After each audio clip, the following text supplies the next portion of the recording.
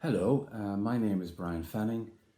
I'm UCD's Professor of Migration and Social Policy, and I'm the author of Migration and the Making of Ireland, published by UCD Press. Conversations about immigration in Ireland tend to turn to the experiences of Irish emigrants and of the communities these left behind. Emigration in the Irish imagination is associated with the Great Famine and the subsequent hollowing out of rural society due to the exit of millions of people in the decades that followed. Emigration drove down the population of post-independence Ireland, and there have been resurgences of emigration during the 1980s and, of course, during the last decade. It has been recorded in folk culture and ballads as a great trauma and has been addressed by playwrights, painters and historians. A considerable body of academic scholarship and literature has sought to grapple with these cultural legacies.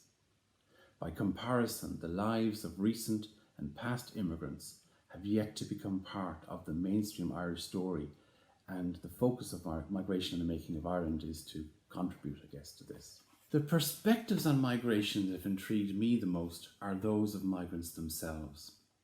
Most immigrants and emigrants who left or who came to Ireland journeyed to improve their circumstances. They often migrated under circumstances that were not of their choosing.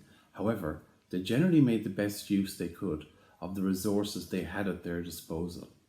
Often these came from family members who had already come to or left Ireland. Processes of chain migration have been common throughout history, whereby migrants remitted resources to their kin that either supported communities at home or helped family members to follow in their wake. In writing the book, the challenge has been to find similar ways of addressing the experiences of immigrants and emigrants across space and time. Yet the basic similarities between what motivates many migrant journeys makes it possible to fruitfully examine both immigration and emigration in the same breath. The kinds of wider circumstances that push and pull migrants from one place to another recur again and again. Emigration push factors have much to do with social, economic and political processes that in effect squeeze people out. Immigration pull factors include the draw of freedoms and economic opportunities that exceed those in places of origin. The book draws on accounts of migrant journeys by historians and sociologists, and from memoirs and newspapers, mostly since the beginning of the 17th century. It highlights the experiences of migrants and their families, while also drawing attention to the different experiences of women and men.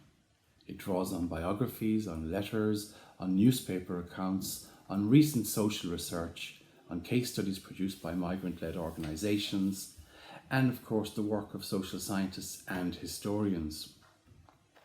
In terms of the structure of the book, early chapters examine the experiences of 17th century settlers, together with the experience of those who left Ireland during the same century. A later chapter looks at the experience of German Palatine migrants who settled in Wexford and in Limerick. Another chapter looks at the experiences of Jews who settled in urban Ireland, in Belfast, Dublin, Cork and Limerick during the late 19th century. And other chapters look at the experiences of recent African, Polish and Muslim immigrants, and many other groups also.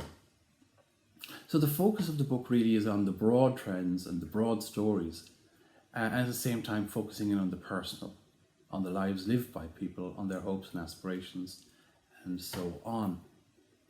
Since the books appeared, I've been working on a kind of sequel, and this book is to be called Diverse Republic.